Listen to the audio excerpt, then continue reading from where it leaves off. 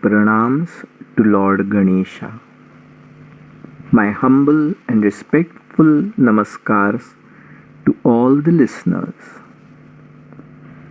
Jai Shri Yamaraj. Yamaraj, in the Hindu pantheon of gods, is the god of death. Well, I think he is the most impartial and yet forsaken god. Never have I seen a temple in his honor. So, presuming that the queue of devotees will be the shortest and my prayers will be answered much faster and a greater number of boons granted, considering the scarcity of boon asking devotees in his office, there must be a lot of budgeted boons with their quota sanctioned but unutilized before year end. I have hence decided to approach Lord Yamaraj in this section. So, dear Lord Yam, just as you blessed young Nachiket with enlightenment and divulged the mystery of life and death, bless me and the reader and listener with the enlightenment which is beyond all words. Organized religion or spirituality is as poisonous and kills the very purpose they seek to propagate. I have been deeply influenced by many enlightened souls. I have paid homage to these Buddhas of the modern world, and hopefully these souls may serve as a ready reference guide to a confused or misled seeker. It was only after reading and understanding many oppositely ranged Buddhas that I could flirt with other great enlightened souls and enjoy my romance with their ideas and yet not get swept off my feet into becoming a blind devotee or slave. For the call of some enlightened souls may prove as treacherous to a seeker as the call of the sirens, and his or her whole life may be dashed to smithereens. Of course, the script here now requires the telling the story of the call of the sirens for the reader or listener to understand in which context I am referring to them. Author's note: those who already know the story of Ulysses and the singing sirens can skip reading or listening this note. Ulysses was a king who participated in the famous Battle of Troy. On his journey back home, he had many more adventures. In one of the ship voyages, he was advised by his friend and perhaps lover, the beautiful, sexy, curvaceous witch called Circe, who told him of a dangerous shortcut. This shortcut passed near the island of sisters called the Sirens, who sang so irresistibly melodiously that sailors were attracted towards them and rendered by their singing into a zombie-like state, approached the sisters, upon which these three sisters pounced and gobbled them up. Burp. Yes, you read correctly.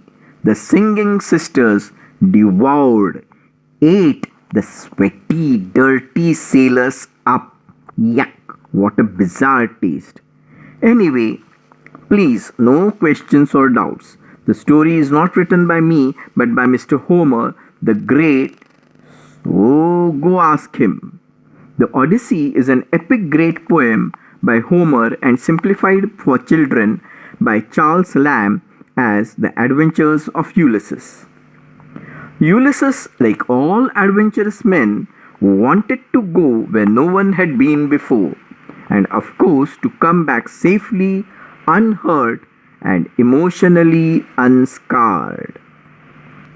But the siren's call was so overpoweringly magnetic and irresistibly endearing, like the call of our spiritual gurus, that no one who heard them could stop himself from going near them.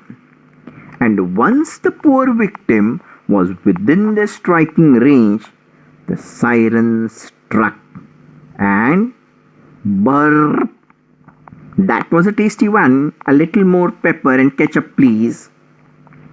Now, the solution to this dangerous desire fulfillment was known by a friendly wise witch called Circe, who I suspect loved Ulysses and they had an affair, but that's just my Indian mind going wild. There is an interesting geographical note to this story. There are a group of singing rocks, so called because of the sweet sound the wind makes when it passes through the unique cracks in these rocks made by wind and soil erosion. Yet these rocks are so sharp and the wind force so powerful that they smash the ships on these very singing rocks when the ships venture near. Indeed, another natural wonder.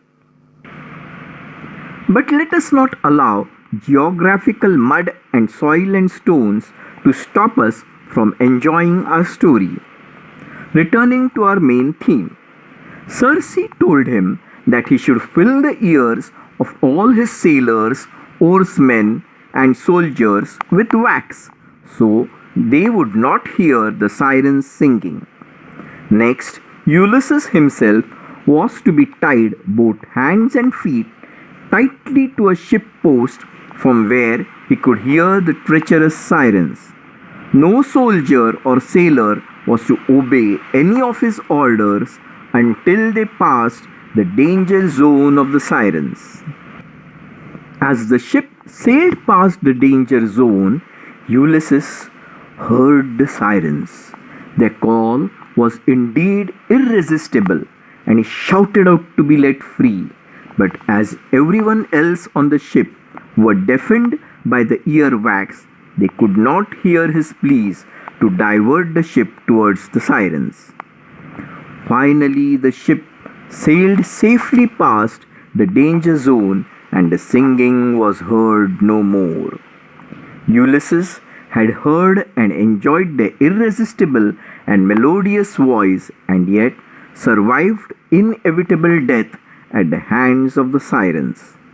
Thanks to the wise, beautiful, voluptuous, luscious, lovely Circe. I still suspect there's something going on between them, but who am I to comment? I don't pry into private affairs. But dear reader, what do you think, hey? Huh? Wink, wink, nudge, nudge. This story is to warn a seeker of truth from intoxicating, sweet-sounding cults and rituals that may entice and trap you. I suggest you read many enlightened masters and not be enslaved by any one of them. The teaching is important, not the teacher. And yet, it is the Bhakti Yoga part of the spiritual syllabus which prescribes selfless devotion and total surrender, which may be dangerous, treacherous quicksand. Because when we try to practice Bhakti Yoga in real life, the larger than life personality of these masters may have an overpowering, intoxicating effect on our reasoning faculty. So, Jnana Yoga and Karma Yoga are equally important. Incidentally, I have given an article, Kundalini Yoga, a very brief information about Sahaj Yoga, as it is a debt I owe to Sri Mataji Nirmala Devi. In keeping with the subject of enlightenment, for the perspective part or understanding how to take the middle path from two extremes as a way of life, I suggest hearing a song or doha written by Saint Kabir. Now follows Saint Kabir's doha, Na main dharmi, na hi adharmi, which incidentally is beautifully sung by Lata Mangeshkar in Hindi. Na main dharmi, na hi adharmi. Neither am I righteous nor non-righteous am I. Na main jati na kami ho. Neither an ascetic nor sense pleasure oriented am I. ना मैं कहता ना मैं सुनता, Neither do I speak, nor do I listen. Na sevak, na swami ho.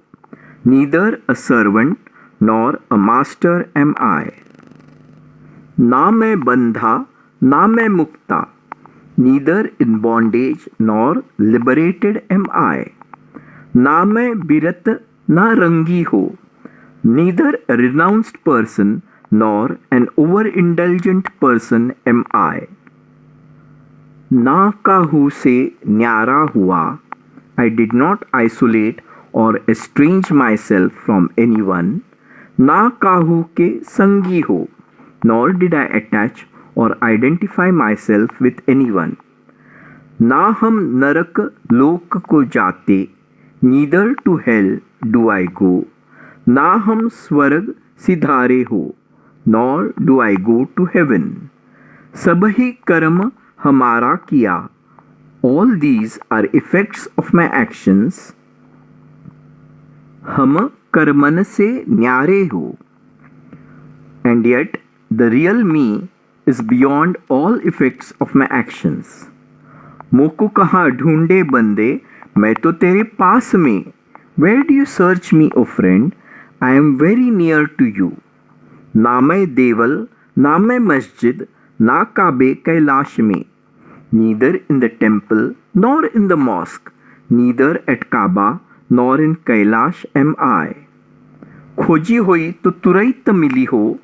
If you search, I shall be found in the Turiya state of awareness. पल भर की तलाश में, in a search of just a few moments. कहे कबीर, सुन भई साधो, सब सांसों की सांस में. Says Kabir, hear O seeker, the truth lies within the breath and life force. We know that the ancient advanced civilizations tried to depict in stone the internal science. I saw that the pineal gland, when seen from particular angle, looks very much like the holy Shivaling in a yoni, which is mistaken as a phallic symbol. The secretion of the various glands, when operating at their healthiest optimum, is a cool dewdrops menthol-like energizing liquid which nourishes our brain neurons.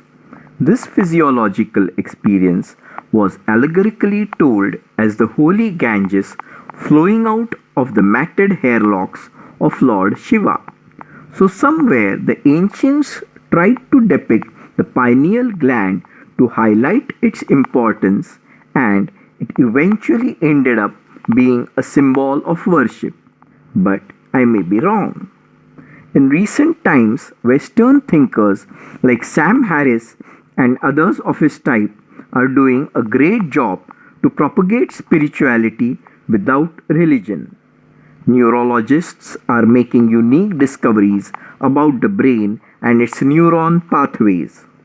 Instant meditation with a simple stimulus to these neurons is achieved by Dr. Michael Persinger's God helmet. Will it drive the spiritual gurus out of demand? Will their multi-crore international market collapse with these ingenious devices offering enlightenment on demand? Will the cleaning of past and current life karmas, so painfully achieved only by slaving at the guru's feet, home, hotels, oops, please read ashram, be easily and instantly done at the push of an electronic switch? But these devious devils may have many a trick stored up their sleeves. Repacked spiritually blessed food items along with household knickknacks to safeguard your body, home and office.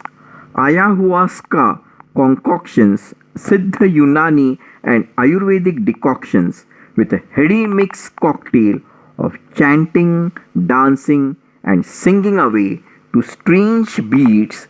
These masterminds have the perfect enlightenment package for all types of seekers. Undoubtedly, They have such magnetic, charismatic personalities that it's impossible not to be influenced by them. And of course, not all are frauds or cheaters. Many are genuinely enlightened. They definitely operate at a higher frequency than ordinary mortals. So, the truth lies, as always, somewhere in between, in the golden middle path. Thank you, dear listener. The author thanks Alisha Santikari, Siddesh Bhandarkar, and Chandrakant San for their technical support and guidance.